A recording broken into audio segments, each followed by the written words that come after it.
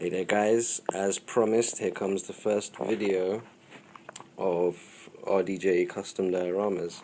So, I'm sure many of you have seen a few of my walls around.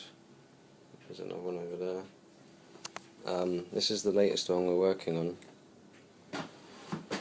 And I'm still in two minds about putting the window in or not. It doesn't open or anything, it's just there for show. Got air conditioner, bit of piping, and one of my favourites, Scarlet Spider. And I decided to think outside the box with this one.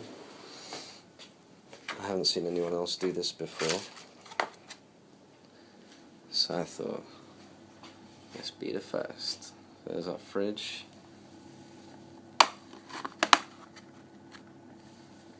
And there's our dio.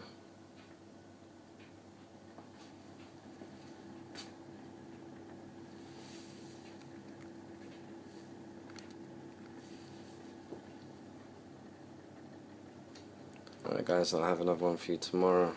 Take care.